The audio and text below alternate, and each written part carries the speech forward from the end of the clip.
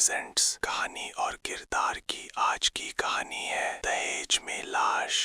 वो संदूक शादी के दिन सबसे सुंदर लग रहा था। लाल रंग की पुरानी लकड़ी, हाथ से नक्काशी किए हुए मोर, पीतल के कब्जे और अंदर से केसर व कपूर की महक। प्रिया के पिता ने इसे अपनी दादी के ज़माने से संभाल कर रखा था। कहा था, इसमें तेरी खुशियां भर कर जाना बेटी। लेकिन आज उसी संदूक के अंदर कुछ और भरा था। कुछ जो सांस नहीं लेता था, कुछ जो ठंडा था, कुछ जो इंतज़ार कर रहा था। शादी को 4 महीने हुए थे। राहुल मल्होत्रा का घर शहर के पॉश इलाके में था। बड़ा बंगला, नौकर, गाड़ियाँ और एक ऐसी सास जो हर चीज़ को कम समझती थी।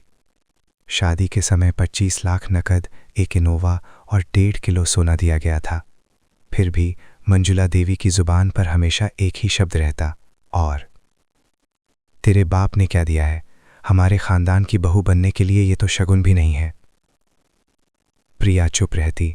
वो जानती थी कि जवाब देने का मतलब है और ज़्यादा जहर सुनना। राहुल शुरू में प्यार से बात करता था, लेकिन धीरे धीरे वो भी अपनी माँ की परछाई बन गया। उसकी आंखों में अब प्यार नहीं, हिसाब किताब था। पापा से बात करो ना प्रिया, मेरा बिजनेस एक्सपैंड करना है, बस 50 लाख और फिर सब ठीक हो जाएगा। प्रिया ने कांपते हाथों से कहा, राहुल, पापा के पास अब कुछ नहीं बचा, उन्होंने अपनी ज़मीन गिरवी रख दी है। राहुल का चेहरा बदल गया। तो तुम्हारा मतलब है कि हम तुम्हें फ्री में रखेंगे? तुम्हें पता है इस घर की इज्जत क्या है?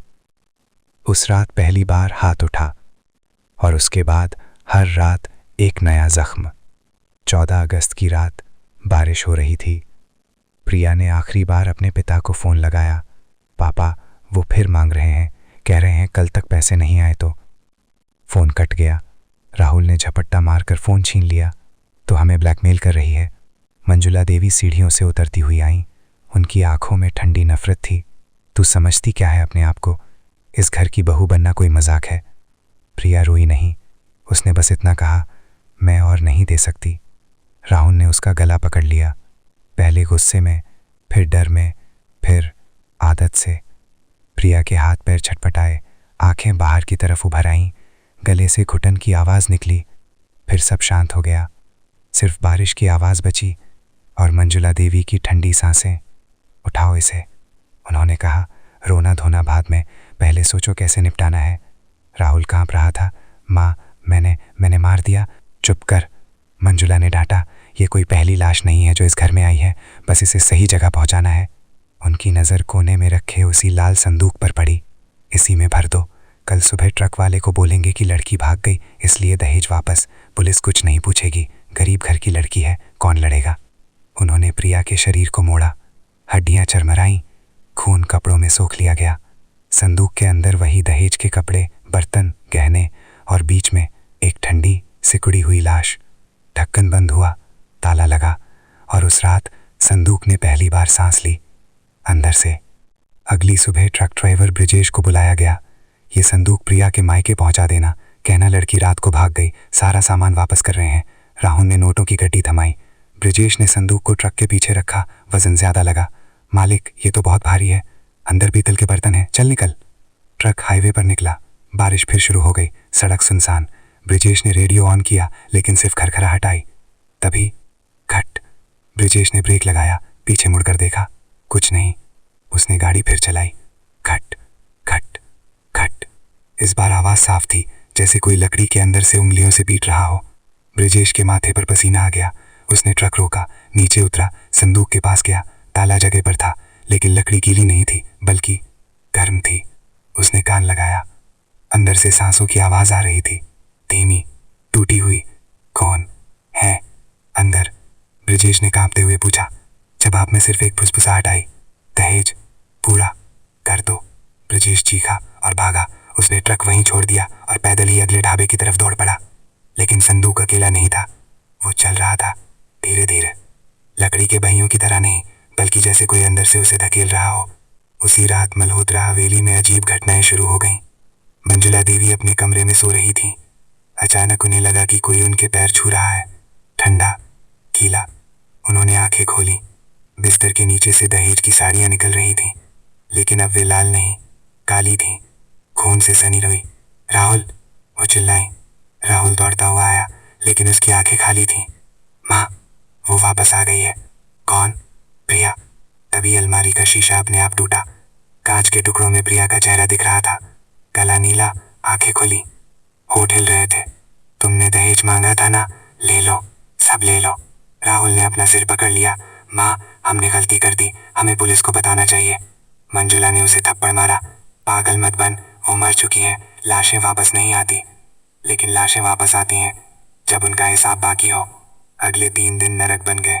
घर के हर कोने से संदूक खुलने की आवाज आती। नौकर भाग गए। बिजली कट जाती तो मोमबत्तियों की लो हरी हो जाती। पानी के नल से खून बहता।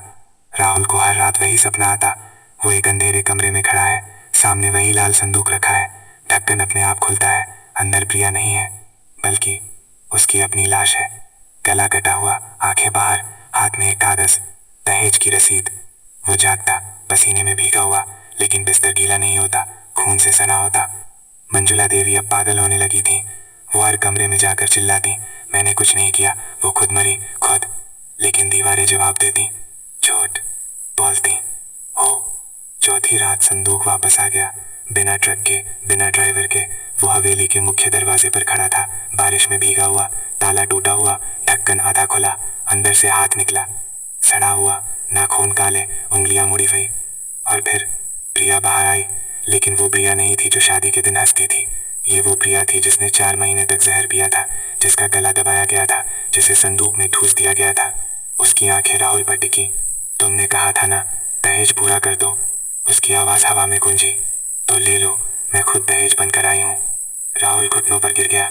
माफ कर दो प्रिया, माफ कर दो। प्रिया ने मुस्कुराया, लेकिन वो मुस्कान इंसानी नहीं थी। माफी, दहेज में माफी नहीं मिलती राहुल, दहेज में लाश मिलती है।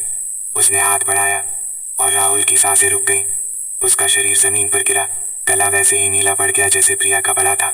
मंजुला देवी चीखी, लेकिन आवाज गले में अटक गई। उनके मुंह से खून की धार बह निकली। उनकी आंखें बतला गईं। संदूक ने दोनों को निगल लिया। ढक्कन बंद हुआ, ताला अपने आप लग गया, और फिर खामोशी। अगली सुबह पुलिस को हवेली का दरवाजा खुला मिला।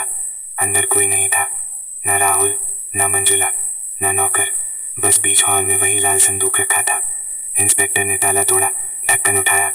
अंदर सिर्फ दहेज का सामान था, कपड़े, बर्तन, गहने, लेकिन सबसे ऊपर एक कागज रखा था।